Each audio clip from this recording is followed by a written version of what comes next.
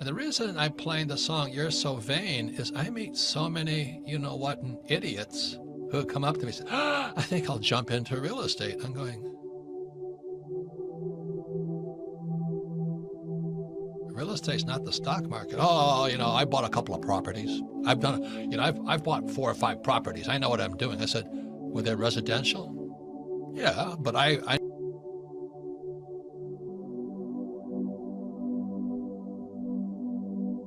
know real estate. Remember those guys, Kim? So they think real estate is this flip and flop type of activity.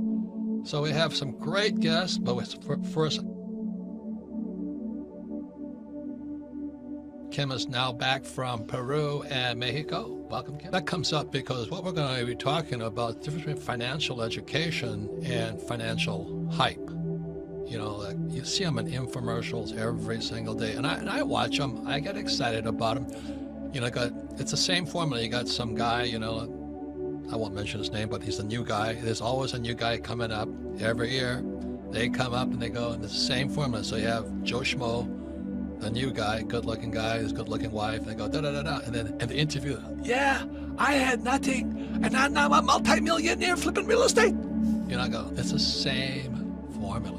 Everybody wants to get rich quick. And thank God, we've done our best at the Rich Dad Company to avoid that, because there's a difference between flipping and flopping, and having some hot chick and some hot young guy up there promising you can get rich quick in real estate. And it does happen, I guess, occasionally, but not for the long term, because eventually your stupidity will catch you, and more your vanity. Yeah, I can do this. I've invested in a couple of properties. I have a master's degree in accounting or something, and they really are so vain. And real estate is a very sophisticated game. So our guests today are longtime friends, probably some of the oldest friends the Rich Dad Company has had. I mean, we were so desperate for publicity that I actually flew to wherever you guys were located and went on the real estate guys radio show and did my first infomercial or promo or PR event, basically talking about Rich Dad, Poor Dad. So we've been friends for years, and they've now been elevated to the highest category of person at the Rich Dad Company, is what Donald Trump says. Are they good people? And one of my first things when I met with Donald Trump, he was asking his friends, and he doesn't check you out beyond that. So if somebody says you're a good person, he'll check you out. But as you know, there's a lot of bad people out there, steal from their mother. And we're going to be talking about the dark side of real estate, but also the good side, because don't we love this game, right? I would say for Kim and I, we've never lost money in real estate, but we have made a lot of mistakes. Yes. And our mistakes haven't really come from our side of it necessarily. It came because we trusted people. And every real estate, I think the humility of it all, the humbleness, is anybody who's successful in anything has been, the scientific term for fornications. I got screwed. Everybody's been screwed. And when you get screwed, I tell you, it's, I trusted him or her. How could they have done that to me? Have you had that, Robert? So Kim, how about you? I mean, what is your path? When Kim and I meet people, oh, they actually jump into real estate. I want to just get some handcuffs and tie them down and look, wake up for, real estate. Yeah, I made some money and I'm just going to jump right in. The other guy that gets me is a person who says, I say, how many courses have you taken in real estate investing? They go, I have a real estate license. Well, that means you're an idiot. That's all it means to me. What does real estate license have to do with real estate investing? Zero. I mean, I can't believe how vain these guys are. You know that most real estate agents own nothing? And they're giving you advice on investing? So that's why I'm really glad we're having this program. Our guest today, rich people and all that, they want to buy them and flip them and do whatever they do. Basically, as Kenny McElroy would say, next stop is the street. And if they don't pay their rent, they got no place else to go. Unfortunately, so we take good care of them, but they take good care of them. So you always have a market for workforce. It's just above the street, Kenny would say. So going back to the real estate crisis, tragically, Arizona is booming because all these communists from California are moving here. They're moving to Texas also. But what they brought with them is a communist mentality. So this last election in 2020, they passed Proposition 208. And Proposition 208 was said, oh, we're going to give the school teachers more money. What they didn't tell you, the school teachers just got a 20% raise last year. But the real reason for Prop 208 in the state of Arizona is because they can raise taxes on guys like me. That's the only reason. So I call this Robin Hood economics. Robin Hood economics is you tax the rich and you put it in your own pocket. That's what Biden's, Clinton's, and Obama do. Trump doesn't have to do that. And I've said this before, New York Times accuses Trump not paying taxes. The reason he only paid $750 in income tax is the reason Trump only paid $750 in income tax is because there's 3 types of taxes: ordinary, portfolio, passive. Ordinary income is income tax. And Trump paid $750 because he doesn't have a salary. He turns in his presidential salary because he doesn't need it. I'll say it again. The reason Trump didn't pay much in taxes is because he didn't take a paycheck. But Biden, Obama, and the Clintons, they're just stuffing it in their pockets left and right. So ladies and gentlemen, I'm not saying be a Republican or Democrat. That's up to you. But if you really want to understand money, you've got to understand what goes beyond money. So going back to it, real estate in Arizona is booming. The bad news is those communists from Seattle, Portland, and California are moving here. And Arizona is going communist. And so when they say here, the real estate crisis, 6 million homeowners in forbearance, I say, oh, that's so nice. They've deferred the payments on their mortgage.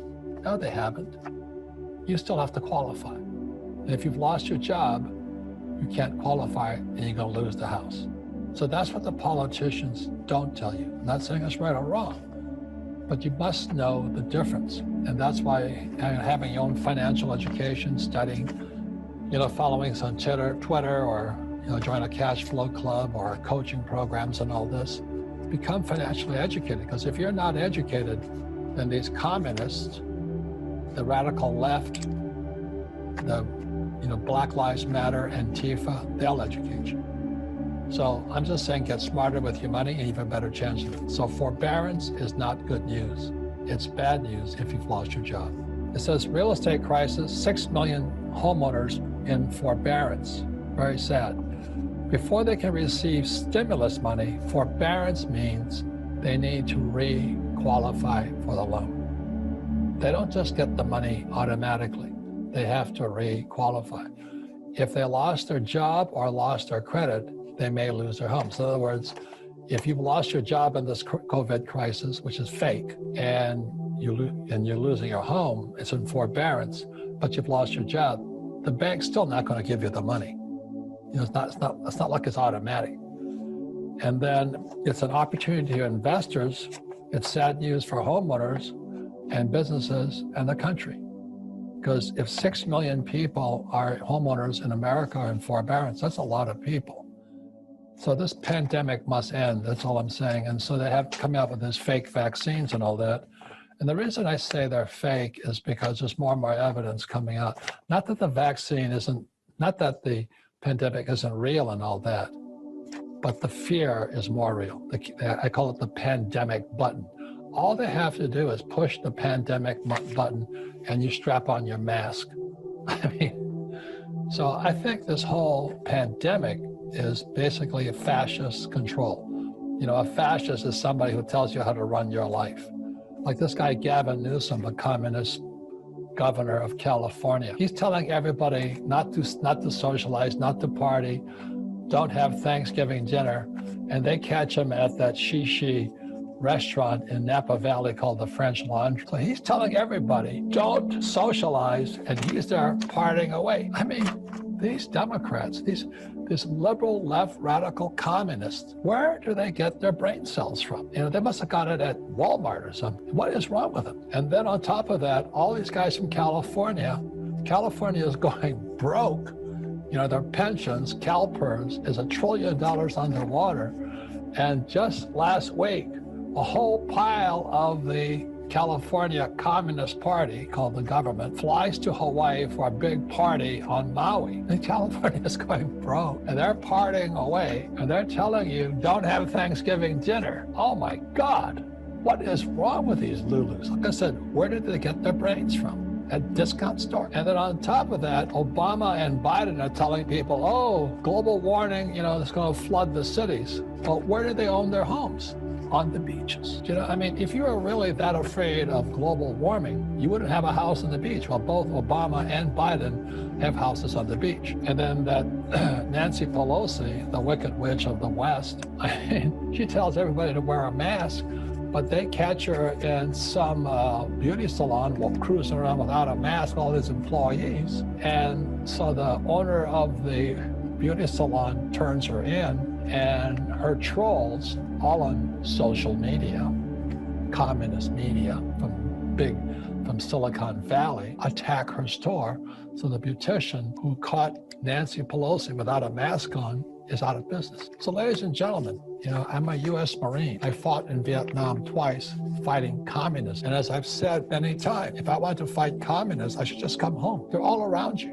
They're called school teachers, public servants, government workers, all the people who believe in taking from the rich to put it in their pocket. That's Biden, Obama, and Clinton's. Trump doesn't have to steal because he's already rich. I think that's kind of funny, personally. But they accuse him of being, they try and impeach him, accuse him of being a Russian spy. They go after Michael Flynn and all this. And Silicon Valley doesn't say anything about it. Joe Biden, these guys are like rabbits, but these guys are corrupt as hell. And then when Biden's laptop shows up because he didn't pay for it, the social media coverage,